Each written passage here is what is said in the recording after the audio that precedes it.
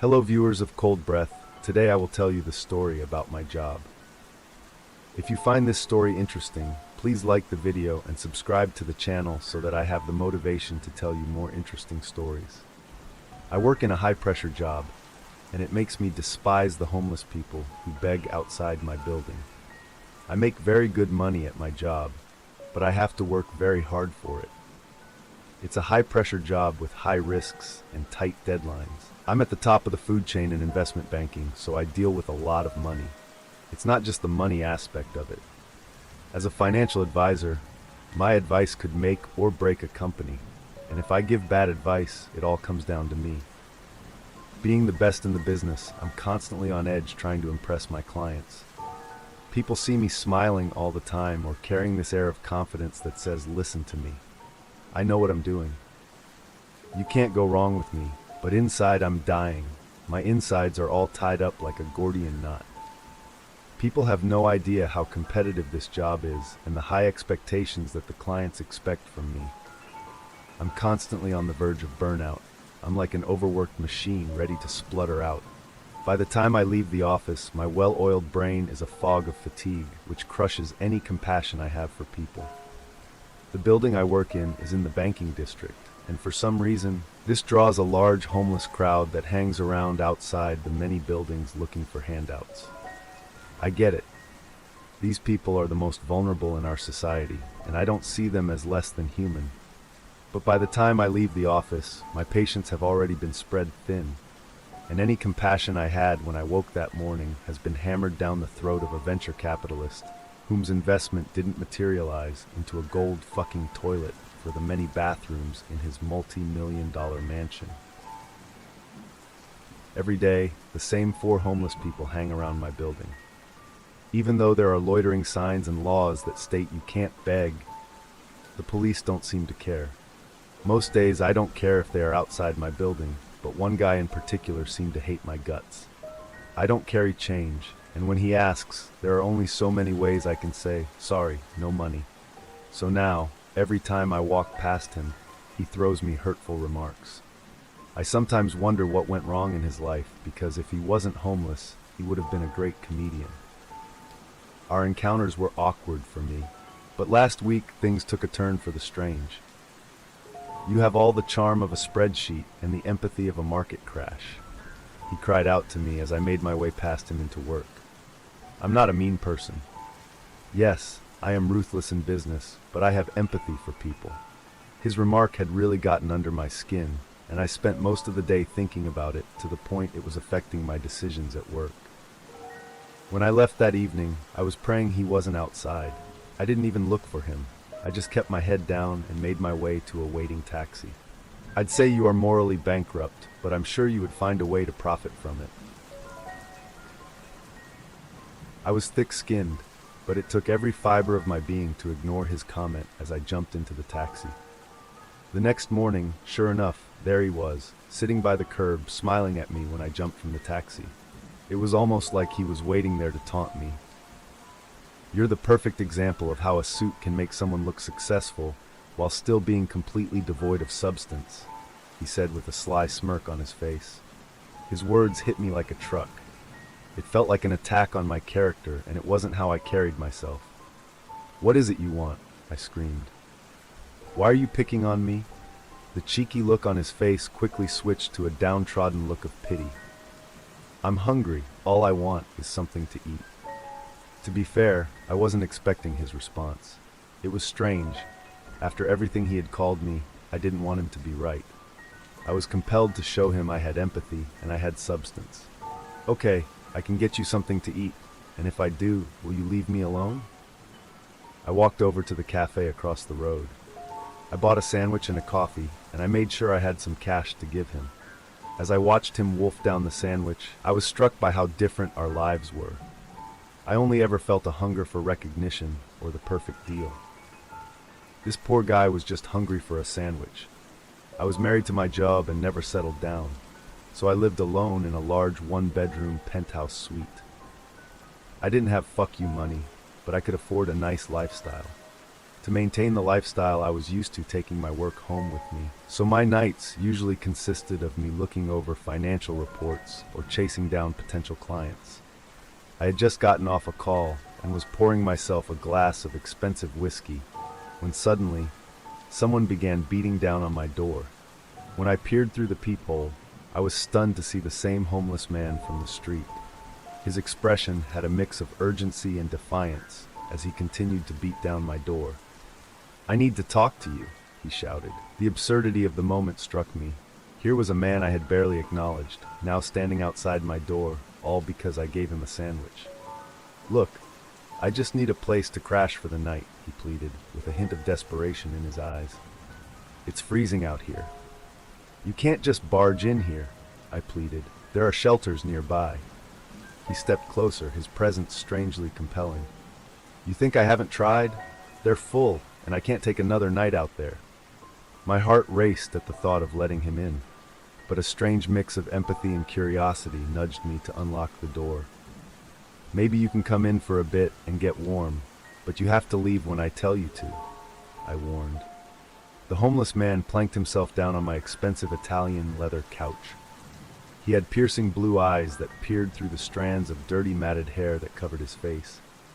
He picked up my bottle of whiskey with his rough, callous hands that bore the marks of long nights on the street. "Springback, rare, 50 years old. This is an expensive whiskey," he said as he took a deep sniff from the bottle. "Wow, you really know your whiskeys." Without even asking me, he began pouring himself a glass. "You don't remember me, do you?" he asked as he took a sip from the glass. I was confused by his question. If he was someone from my past, it was hard to recognize the person they might have been under the dirt and tattered clothes. "Should I remember you?" I asked. "I used to work in your building. We walked past each other many times. I was an accountant for the bank you work for." I couldn't for the life of me remember who he was, but he knew all the people I worked with. He knew the clients I worked with. He even knew the same stories and rumors that made the rounds in the office over the years. We sat talking and drinking long into the night. For a moment, I had forgotten he was the strange homeless guy who begged outside the building where I worked, as we laughed and reminisced about the good old days. I woke up the following morning with a splitting headache. I didn't have it in me to kick him out, so I let him stay the night. I was surprised to find he had made himself at home.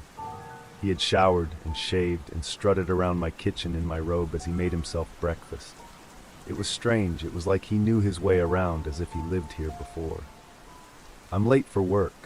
No offense, but you need to be gone by the time I get back." He smiled at me as he buttered a slice of toast. "We had a good talk last night, but you still haven't asked me my name?" "Yes, sorry. What was it again?" My mind was hazy from the whiskey the night before, and I was struggling to concentrate. "My name is Adam Bleacher." It was good talking to Adam. I really hope you get back on your feet, but I seriously have to go. I spent the day in a fog, wandering around the office as if I didn't belong. It was like I had forgotten how to do my job. As I sat at my desk, a picture on my wall caught my eye. It was a picture of me and a few of my colleagues. We had landed a very important client at the time and took a picture together to mark the moment. As I looked closer, I was stunned to see Adam, the homeless guy I had left back at my apartment, standing next to me, and I had my arm around him. When I came home that evening, exhausted from another relentless day, the air in my apartment felt off. The strange tension from the night before lingered. As I stepped inside, the faint sounds of conversation filled the apartment. To my disbelief, there were 3 more people, homeless, ragged, and worn, lounging casually on my couch as though they belonged there. Adam looked up at me with a grin, sipping from my whiskey again. "Meet my friends," he said, gesturing to the others. "They worked in your building too once." I wanted to scream, but something about the way he looked at me, there was something dark in his eyes that sent a cold chill up my spine, and it rooted me to the spot. "Come sit with us. This is where you belong." I couldn't explain it, but I felt like they belonged here, and for some strange reason, I didn't throw them out. I should have. I wanted to, but my limbs felt heavy and my mind was too hazy to even try. I tried to reason with myself. I had work to do, clients to impress, and deadlines to meet, but a strange lethargy had set in. That night, they stayed again, filling my apartment with their ragged presence, telling stories I couldn't remember but which felt oddly familiar, as if I were part of them. Over the next few days, my life began to unravel. At work, I could feel myself slipping on deals and struggling to concentrate. My once razor-sharp mind was now as dull as an overused knife.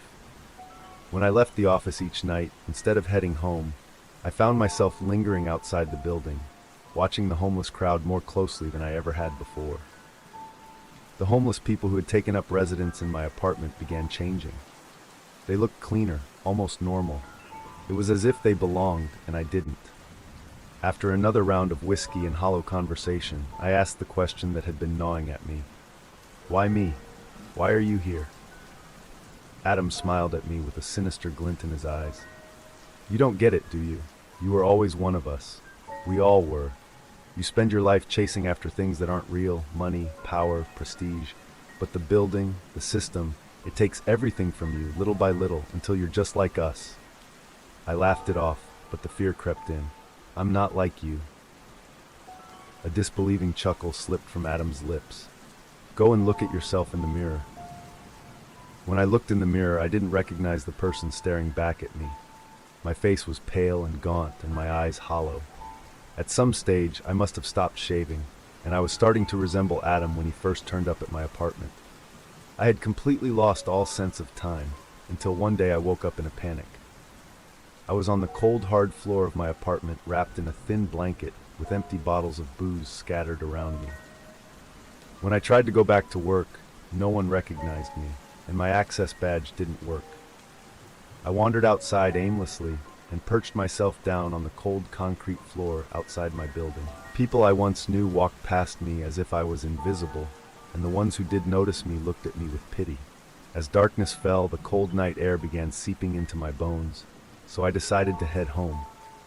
When I tried to open my door, my key didn't fit in the lock. I could hear faint sounds of laughter coming from inside the apartment, so I started banging on the door. When Adam opened the door, he looked at me as if I was a stranger. "Can I help you?" he said with a look of disgust in his eyes. I could see the dining room from the door, and it looked like he was having a dinner party. He was dressed in a suit I once wore whenever I went out for an expensive meal. "I'm cold and hungry. Can I please come in?" "You can't just barge in here," he pleaded. "There are shelters nearby." "Adam, it's me. I thought you said I was one of you." A sinister smile crossed Adam's face. "The funny thing about falling, the higher you were, the less anyone remembers where you landed.